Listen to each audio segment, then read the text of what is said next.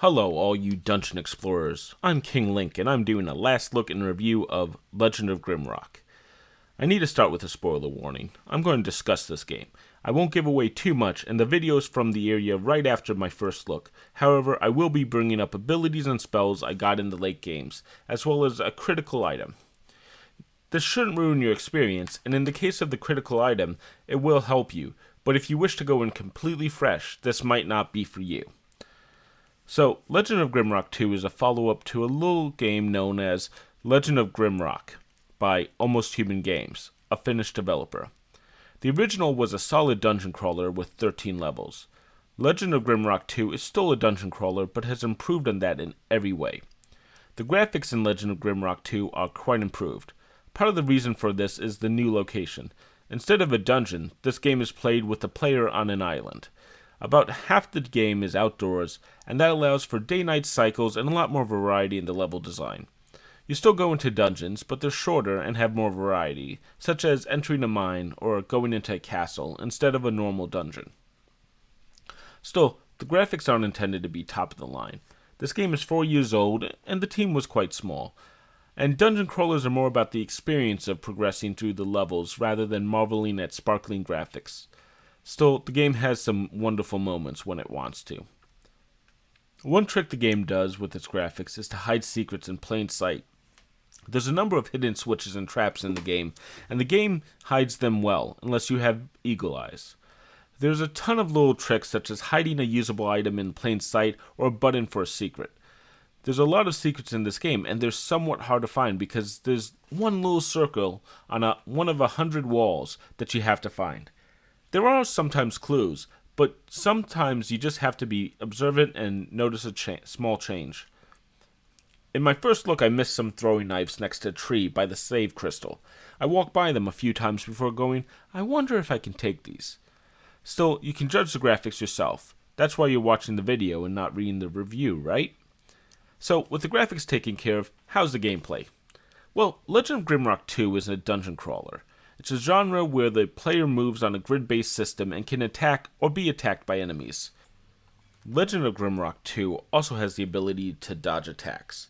I believe this was in the original game, and it feels like almost a glitch, but it is intentional. Otherwise, late-game fights would be almost impossible in my imagination.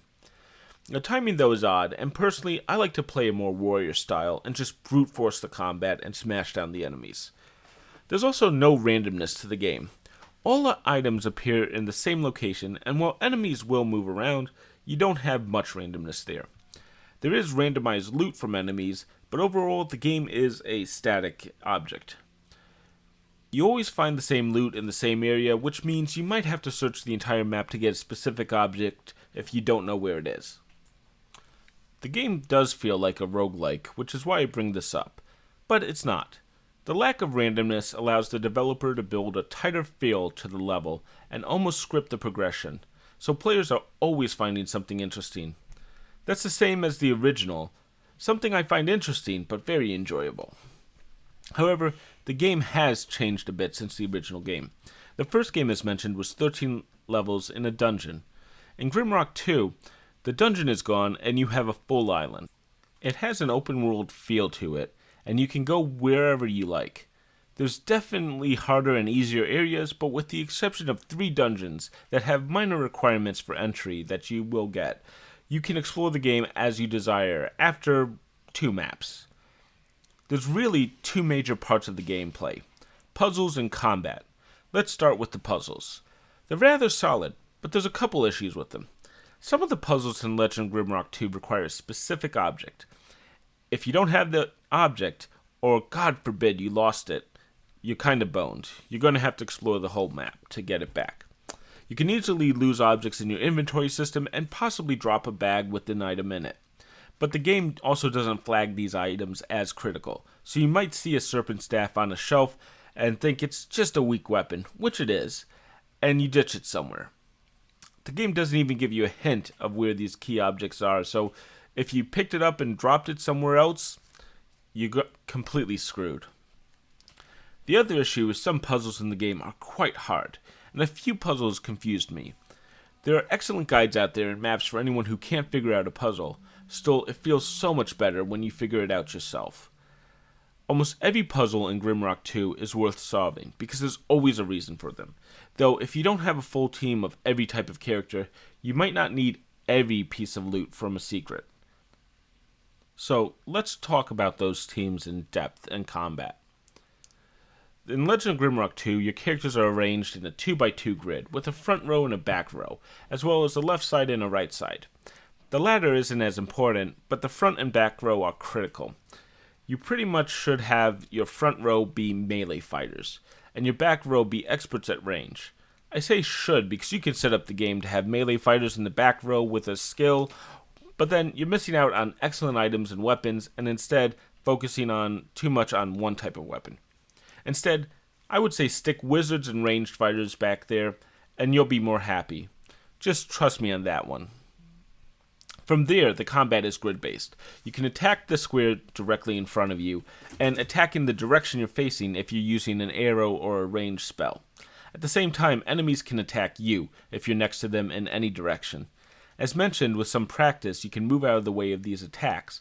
Now, this appears intentional, so you can kite your enemies around in a circle when you're waiting for a cooldown to wear off. From there, it's pretty much standard Dungeons and Dragons. Your attack does a certain range of damage, their attack does another range, random values are assigned, and such. It's all done in real time, but there's a lot of strategic elements in the game as well. Now, I didn't like the dodge mechanics, as I mentioned before, but I do like the combat here, especially when I'm beating down an enemy. I actually played the game on easy difficulty due to the fact the developer said easy is comparable to normal on the original game, and I had a hell of a time on the original game. But easy's pretty damn easy for this game. However, there's a bonus boss to get an alternate ending in the game, and even on easy, he's brutally hard in my opinion. Oh well, I got one ending, so I'm happy. Now, there's leveling of characters and skill points, of course, since we're talking Dungeons and Dragons. All the characters had the same skills available, but there's specific ones that are going to be more useful. Front row, you go with light or heavy weapons and armor. Back row, you're going to want ranged attacks and spells. Now, I go into this much deeper in the written review, but I assume most of us know what we're talking about here. You can see my party there as well. King Link the Human Warrior, Tank the Minotaur Barbarian, Zelda the Human Rogue, and Creep, my Insect Warrior. I bonded with these characters. These are mine. I named them, I developed them, I designed them. Their inventories, their character pictures, and their gameplay, it's all me.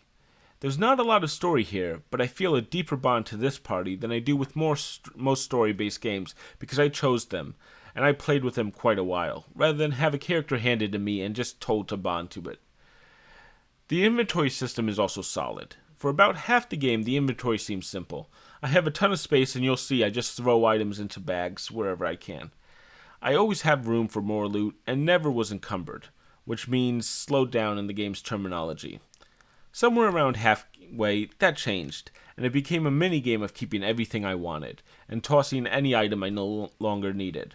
At first it was armor and weapons that I was just hanging on to, but near the end of the game, every kilogram was critical.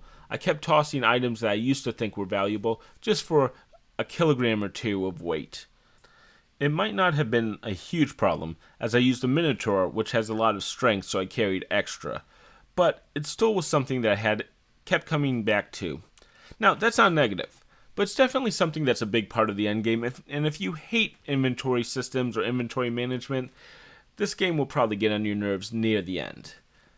Food, too, becomes a problem near the end of the game, and it's mostly due to the locations I was going into. They tended to have enemies that did not have food drops near the end, but it got more annoying than the wait system because I felt like I had to have food so that my NPCs weren't starving. Again, I had a bond with them, and because of that, I had to go farm for food. It's a bit of a shame because it wasn't that fun. Now, both of these issues could have been solved with maybe a simple shop. Instead, there was no purpose to collecting a fourth pair of leather gloves, for instance, after I had 4 pairs already.